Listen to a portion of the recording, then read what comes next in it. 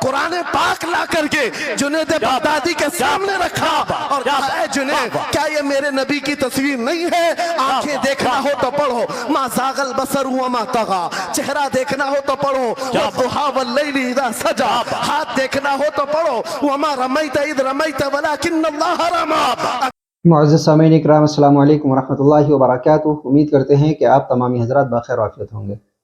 सामीन इकराम, आज हम आपको एक क्लिप सुनवाएंगे मुफ्ती सलमान अज़हरी साहब की। अभी बीते हुए दिनों में हमने देखा है कि मुफ्ती सलमान अज़हरी साहब पर किस तरह का माहौल बनाया गया और उनके साथ क्या सलूक किया गया है।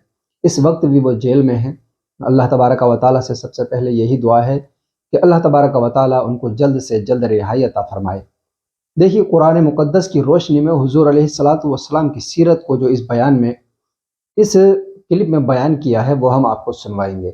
बहुत ही प्यारे अंदाज में, बहुत ही अछूते अंदाज में मुफ्ती सलमान अज़हरी साहब ने ये बयान किया है और क्या ही खूब बयान किया है। आइए सुनते हैं।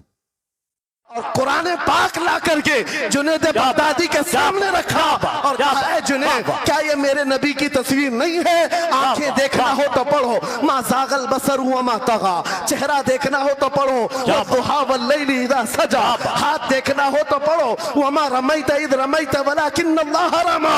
अगर कदम देखना हो तो पढ़ो, ला उक़सिमु बिहादल बलद व अंत हिल्लुम बिहादल बलद। अगर सीना देखना हो तो पढ़ो, अलम नशरह लक सदरक वज़अना अन्का विज़रक। अगर इस नबी की गुफ्तार देखना हो पढ़ो, वमा यंतिकु अनिल हवा इन हुवा इल्ला वहयु यूहा। इस महबूब की अताएं देखना हो तो पढ़ो, इन्ना आतैना कल कौसर। नारे तकबीर। अगर पढ़ना है तो कंजुल ईमान से पढ़ा करो। जहां बरेली का इमाम ये भी बताएगा, कुरान पढ़ने वाला अपने नबी को ये नहीं कहेगा मेरा नबी मेरे जैसा था या उसका इल्म ऐसा था वैसा था, बल्कि बरेली का इमाम बताएगा कुरान पढ़ने वाला अपने नबी को यूं कहेगा, सरवर कहूं के मालिक मौला कहूं तुझे, बागे खलील का गुले ज़ैबा कहूं तुझे, तेरे तो वस्फ़ है तनाही से हैं बरी, हैरान हूं मेरे शाह मैं क्या क्या कहूं तुझे। लेकिन रज़ा ने खत्म सुखन इस पे कर दिया, खालिक का बंदा खल्क का आका कहूं।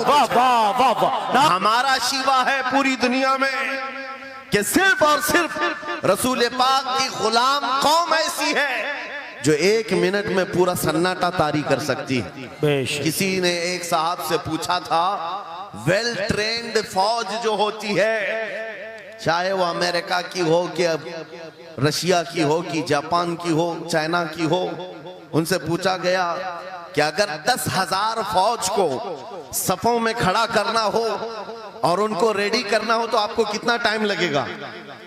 किसी के बारे में कहा कि अमेरिकी फौज के लिए हमें 4 घंटे लग जाएंगे, हम तरतीब दे देंगे। रशियन फौज के लिए 3 घंटे लग जाएंगे, चाइनीज और एक्टिव हैं, 2 घंटे में अपनी सफे तरतीब कर लेंगे। उस मुसलमान दानिश्वर ने कहा, अल्लाह का करोड़ों एहसान है, 1 लाख से ज्यादा का मजमा होता है हरम काबा में भी और हरम रसूल में भी। इमाम सिर्फ 1 मिनट में कहता है सफे दुरुस्त कर लो, किसी को डंडा मारने की जरूरत नहीं, सबकी सफे खुद दुरुस्त होती है। ये कौम है जो अपनी सफे खुद दुरुस्त करती है। मस्जिदों में, जुमा में, ईदगाह में जाकर कोई लकड़ी लेकर नहीं फिरता कि अपनी अपनी सफ़ें दुरुस्त कर लो। हर एक को इतना शऊर है कि अपनी सफ़ें कैसे दुरुस्त की जाती है। जब आपको अल्लाह ताला ने ये नेमत अता की है, मस्जिदों में सफ़ें दुरुस्त कर सकते हैं 1 मिनट के अंदर, ईदगाह में 1 मिनट में हमारी सब दुरुस्त हो सकती है। ऐ नौजवानों, दुनिया को ये बताओ, सिर्फ मस्जिद और ईदगाह नहीं, दुनिया के हर मैदान में हम अपनी सफ़ें दुरुस्त कर सकते हैं। सुभान अल्लाह। हर मैदान में हमारी सब दुरुस्त हो सकती है। ये अल्लाह की तरफ से दी हुई बहुत बड़ी नेमत है। बस अब मजमा जो खामोश है और मुतवज्जे है, अब मेरी बात को आगे मैं बढ़ाता हूँ, तवज्जो से सुने। कुरानी उलूम के मुताल्लिक आपके सामने चंद बातें रखूंगा, इसलिए कि मुझे कहा गया बड़ा पढ़ा लिखा मजमा है और मुसलमान के लिए पढ़ा लिखा होना बहुत लाजिम है, इसलिए कि जिहालत इस्लाम का अपोजिट है। जिहालत इस्लाम का अपोजिट है। आपको एक बात मैं बताऊं, जब भी कहा जाता है दौरे इस्लाम में, यानी हुजूर सल्लल्लाहु अलैहि वसल्लम की आमद के बाद के हालात को दौरे इस्लाम कहते हैं, उससे पहले वाले जमाने को दौरे जिहालत कहते हैं। जबकि इस्लाम का अपोजिट तो कुफ्र होना चाहिए, कुफ्र होना चाहिए। ये दौरे इस्लाम है और इससे पहले दौरे कुफ्र था। नहीं, दौरे इस्लाम से पहले वाले दौर को दौरे जिहालत कहते हैं, इसलिए कि बताना है इस्लाम और जिहालत दो अपोजिट चीजें हैं, दो अपोजिट चीजें हैं। जाहिल हो और मुसलमान हो उसे जेब नहीं देता। जिस कौम पर आने वाली किताबे हिदायत का पहला लफ्ज इक़रा से शुरू होता है, इक़रा बिस्मि रब्बिकल लज़ी खलक़, कुरान का पहला लफ्ज जो आया है वो किस नाम से आया?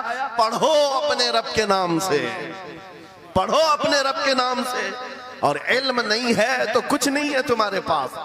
इमाम गजाली तो फरमाते अन्नासु कुल्लुहुम मौता इल्लल उलमा, ये सारे इंसान मुर्दा हैं, जिंदा अगर कोई है तो इल्म वाला है, इल्म वाला जिंदा है। और जिहालत की तारीकियों में भटकने वाले की मिसाल ऐसी ही है जैसे अंधेरी कोठरी में बैठा हुआ है, कहीं रोशनी का आने का इंतजाम नहीं, उसके सामने हलवा रखो कि गोबर रखो, दोनों बराबर है। जाहिल आदमी के लिए ऐसा ही है, कभी उसका हाथ इसमें पड़ेगा, कभी उसका हाथ इसमें पड़ेगा। जब नजर नहीं आ रहा है तो हलवा को गोबर समझकर खा लेगा और कभी गोबर को हलवा समझ के खा लेगा, गलाजत उसके लिए बराबर हो जाएगी। लेकिन इल्म को कहा गया अल इल्मु नूरुन, इल्म रोशनी है। जिसके पास इल्म आता है वो तमीज सीख जाता है, उसके पास अखलाक आ जाते हैं, वो हलाल और हराम के फर्क को समझने लगता है, बुरे और अच्छे के दरमियान फर्क मालूम होने लगता है। इसीलिए मेरे अजीजों, मुझे बड़ा गर्व है और फख्र है, हमारी ही खानकाह से ये आवाज आती है आधी रोटी खाएंगे और बच्चों को पढ़ाएंगे। बेशक, क्यों? बेशक। उस अजीम खानकाह से ये आवाज दी गई, क्यों? सिर्फ इसलिए नहीं कि तुम बड़े होकर के डॉक्टर बनोगे, इंजीनियर बनोगे। लोगों की नजर में अब बात यही रह गई है, पढ़ा इसलिए जाता है कि डॉक्टर बनना है, इंजीनियर बनना है और कमाना है, बहुत कमाना है। इल्म जो है आज कमर्शियल बना लिया गया। इल्म इसलिए नहीं, इल्म इसलिए हासिल किया जाता है कि बंदा खुदा को पहचाने, बंदा अपनी हकीकत को पहचाने, जिंदगी गुजारने के उस्लूब उसे मालूम हो जाए। इल्म इसलिए सिखाया जाता है। बहुत सारे लोग सिर्फ नौकरी के लिए समझते हैं कि इल्म हासिल करना चाहिए, नौकरी के लिए नहीं, अपने अखलाक को बुलंद करने के लिए इल्म आना बहुत जरूरी है। मेरे अजीजों, कुरान अजीम वो हिदायत की किताब तुम्हारे पास आई, इस कौम के लिए अलमिया नहीं है तो और क्या है, जो किताब उलूम का जखीरा है। आज दुनिया उस किताब पर रिसर्च कर करके नए इल्म और फनून हासिल कर रही है। उस किताब को तो हम मुर्दों पर पढ़ने के लिए रखे हैं। वो कुरान अजीम जो हिदायत की किताब और सारे उलूम का सर चश्मा है, उस किताब को कहां पढ़ते हैं? मैयतों पर।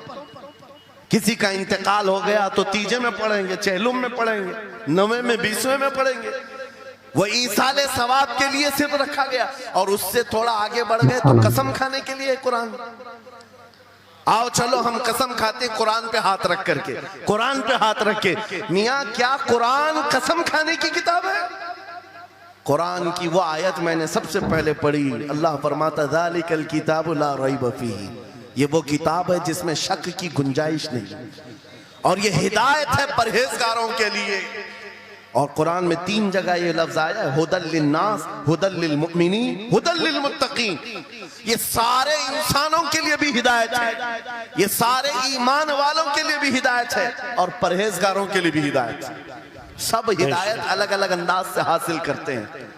बारिश एक ही है बरसने वाली, जमीनें अलग अलग हैं। बहुत नरम जमीन हो तो वो जमीन बारिश से फायदा ज्यादा उठाती है, और थोड़ी सी ओबड़ खाबड़ जमीन हो तो वहां से फायदा कम आता है। बारिश एक ही है, कुरान बारिश हिदायत है। जिसके दिल की जमीन जितनी नरम होगी उतना वो उससे हिदायत उठाएगा। सुभान अल्लाह, बेशक, उतना उससे फायदा उठाएगा। और आज हालात ये हैं, ऐ नौजवानों अपने दिल पर हाथ रख करके बताओ, कुरान कितने लोगों ने पढ़ा है? कुरान कितने लोगों ने पढ़ा? मैं हाथ नहीं उठवाता, किसी भी बात पर हाथ मत उठाया करो। ना ही झूठे हाथ उठाना है, ना सच्चे हाथ उठाना है, ना ही किसी और को शर्मिंदा करना है। अपने दिल पे हाथ रख करके बताओ कुरान कितनी मर्तबा पढ़ लिया। क्योंकि कुरान पाक, बहुत सारे लोग ये समझते हैं मदरसे में बचपन में एक बार पढ़ लिया तो उसका हदिया हो गया, खत्म हो गया है, अब इसके बाद फिर हमारी मैयत पे ही पढ़ा जाएगा। इसलिए तो कुरान के उलूम से नावाकिफ हो गए।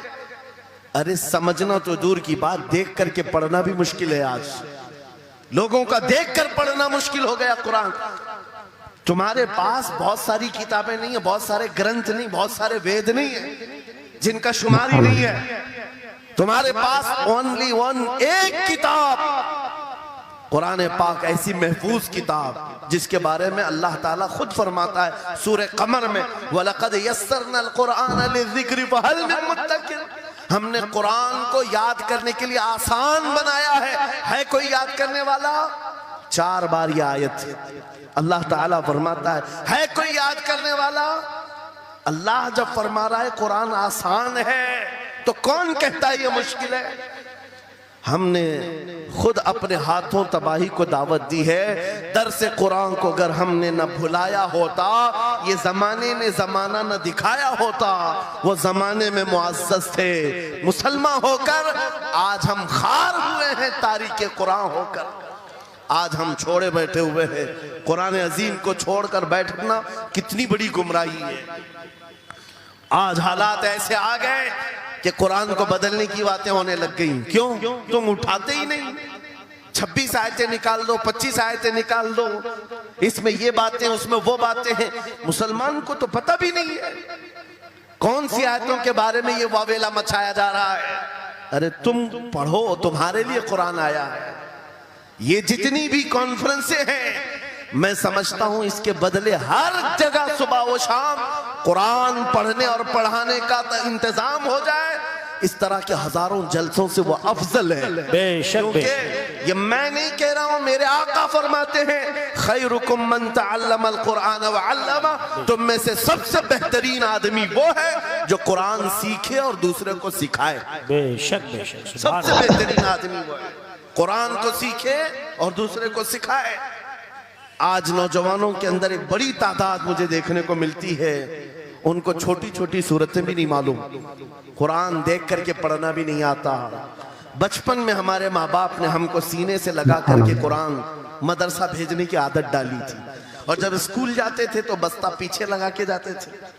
पता होगा, स्कूल जाते हैं तो बस्ता पीछे रख के जाते हैं, और कुरान पढ़ने के लिए जाते हैं तो सीने से लगा के जाते हैं। यह हमेशा से एक रीत रिवाज चला, बुजुर्गों का डाला हुआ कि बेटा कुरान हमेशा आगे होगा। लेकिन शऊर आने के बाद तुमने कुरान को पीछे डाल दिया, पीछे को आगे कर दिया। कोई इल्म ऐसा नहीं जो कुरान में मौजूद नहीं, कोई इल्म ऐसा नहीं।